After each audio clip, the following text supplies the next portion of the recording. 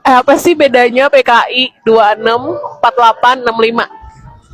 Sebenarnya tuh mungkin ini nggak terlalu signifikan ya perbedaannya, tapi yang aku tahu ya kalau PKI sebelum peristiwa 1926 1927 itu lebih dorongan untuk memberikan pandangan kalau kemerdekaan itu salah satunya bisa diwujudkan dengan gerakan atau pandangan-pandangan yang progresif, dan komunis pada saat itu muncul sebagai salah satu gerakan yang progresif, makanya akhirnya mengancam stabilitas keamanannya pemerintah kolonial kan.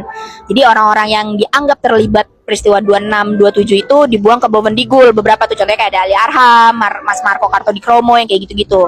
Nah, abis itu kan karena ibaratnya ditumpas lah ya, PKI itu nggak ada gitu pada saat itu ya, ilegal lah. Dah baru muncul lagi di tahun 1930-an. Di tahun 1930-an saat Musso itu mencoba untuk mengumpulkan lagi anggota-anggota PKI yang terserak gitu kan.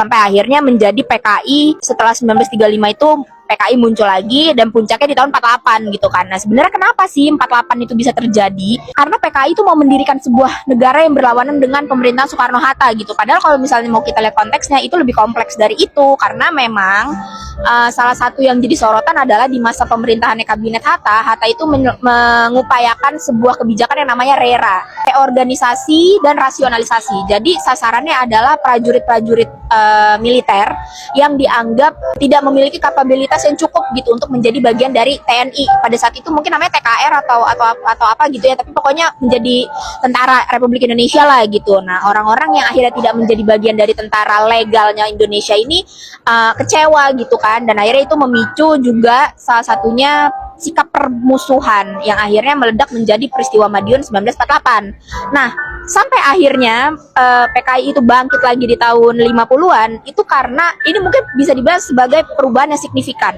Soalnya PKI itu dipimpin oleh generasi muda kayak Aidit, Nyoto, Lukman, itu bisa dibilang adalah generasi mudanya PKI. Karena kan sebelumnya kalau PKI itu lebih dikenalnya Darsono, Alimin, Tan Linji kayak gitu. Nah, setelah dikuasai oleh Aidit, Lukman, dan Nyoto, ya orang-orang yang dianggap tua itu akhirnya dipinggirkan dan mereka membuat sebuah terobosan-terobosan yang itu dianggap lebih lebih merakyat gitu, lebih menyasar akar rumput, yang akhirnya membuat mereka muncul sebagai salah satu partai terbesar di Indonesia pada pemilu 1955 kayak gitu.